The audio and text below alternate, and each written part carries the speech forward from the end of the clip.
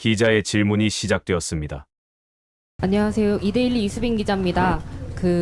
오늘 회견문에서 AI와 신재생에너지 기반의 신성장론을 좀 중점적으로 얘기하셨는데 구체적인 구현 방안을 고민하고 계신지 궁금하고요. 구체적인 방안을 물어보면 대부분 정치인들은 이렇게 말합니다.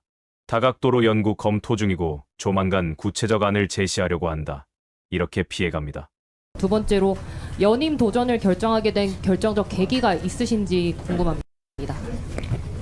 두 번째 질문은 언론에서 떠드는 일극화 문제가 있는데 어떤 욕심 때문에 대표직 연임에 도전하게 되었는지라는 의중이 실린 질문입니다. 이재명 대표는 어떻게 답변했을까요? 이재명 대표는 답변을 통해 왜 이재명인가를 확실히 보여주었습니다.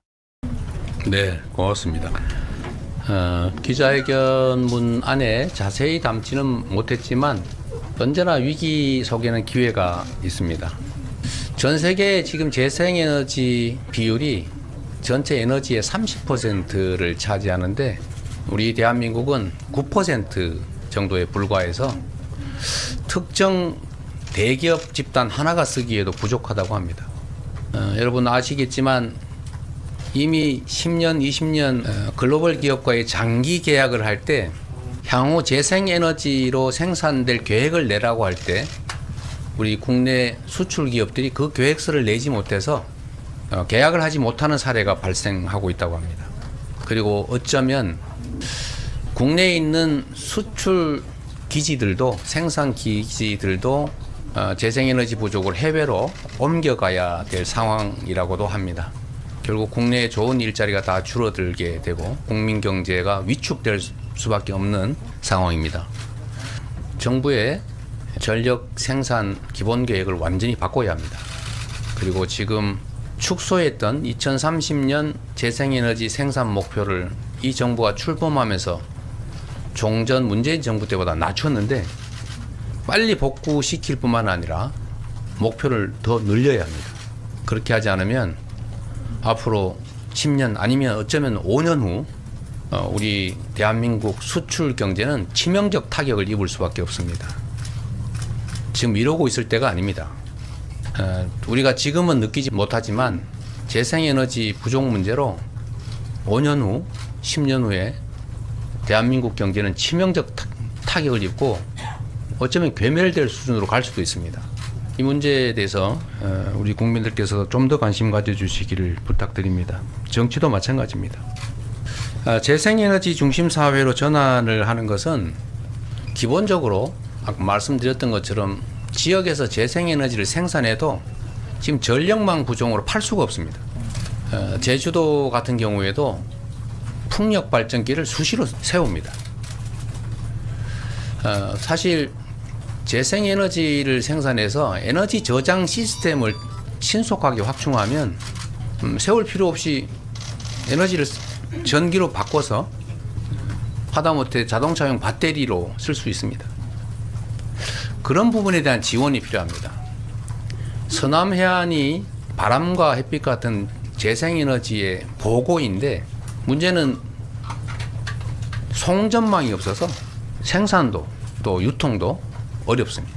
과거에 물건을 생산해도 필요한 곳에 팔 수가 없었는데 소위 신장로 또는 고속도로를 건설해서 쉽게 팔 수 있도록 만들어 준 것이 우리 산업화의 기반이 됐던 것처럼 정부가 이런 경제 위기 때, 경기 침체 때 송배전망 같은 대규모 기반 시설을 건설하면 그 과정에서 일자리도 생기고 경제도 활성화되고 지방의 햇빛, 바람으로 전력을 생산해서 팔 수 있게 하면 지방 경제가 살아나는 것처럼 그야말로 지금이 대규모 재정 투자를 할 때라는 것입니다. 아끼는 게 능사가 아닙니다.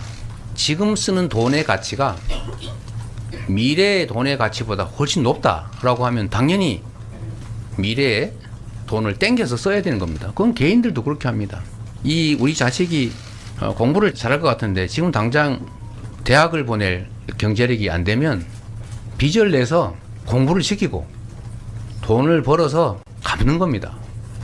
그게 개인들도 하는 아주 기본적인 경제 활동인데 이 대한민국 경제 선진국 우리나라가 지금 재생에너지가 부족하고 또 지방 발전에도 도움이 되는 재생에너지 생산 기반을 갖춰야 할 지금이야말로 적기인데 부자 세금 깎아주고 국가 재정 부족하다고 이런 부분에 투자를 안 하는 것은 나라를 망치는 것입니다. 그래서 지금 구체적인 방법이라면 국가 정책 방향을 재생에너지 중심으로 신속하게 전환하고 에너지 고속도로 건설을 위해서 대규모 재정 투자를 신속하게 계획해서 집행하고 에너지 저장 시스템을 개발하고 또 설치하는데 국가 재정을 투입해야 한다는 것입니다. 그리고 태양광 재생에너지 기업들을 압수수색해서 그들을 위축시켜 해외로 탈출하게 만들 게 아니라 재생에너지 기업들을 격려하고 또 장려해서 에너지 생산 기반을 신속하게 확충해 나가야 된다. 그렇게 해야 될 일이다. 이렇게 말씀을 드립니다. 그렇게 하지 않으면 우리 모두 경제적으로 죽습니다. 연임을 도전하게 된 계기나 이유를 질문해 주셨습니다.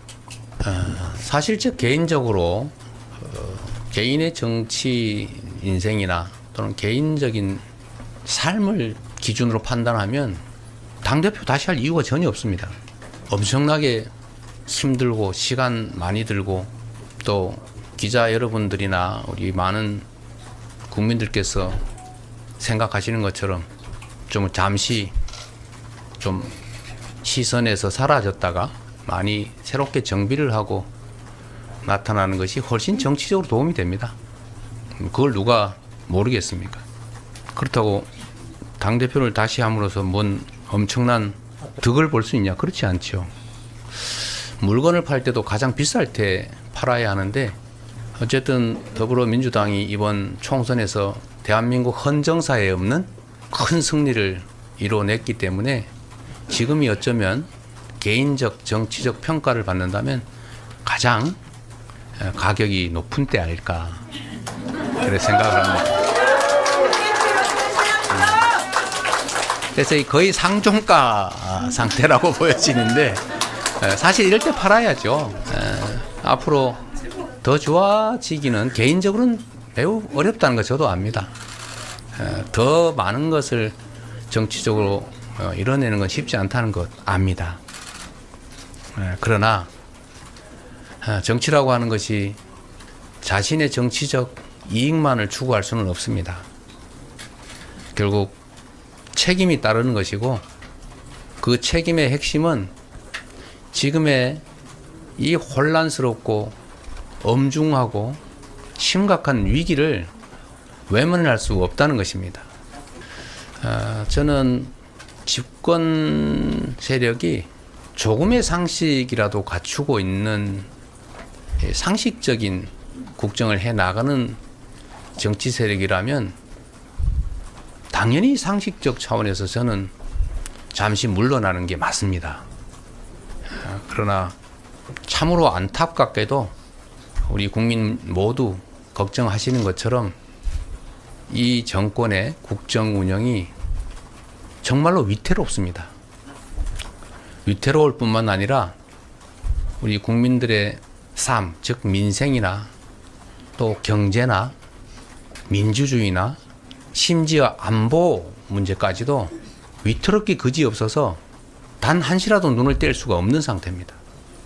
정치인으로서 우리 국민들께 많은 은혜를 받았던 것처럼 우리 국민과 또 우리 당에 상응하는 책임을 져야 한다는 차원에서 많은 사람들이 개인적으로 조언할 때 말렸지만 그 책임을 회피하기 어려워서 다시 연임을 시도하게 됐다 이 말씀을 드립니다.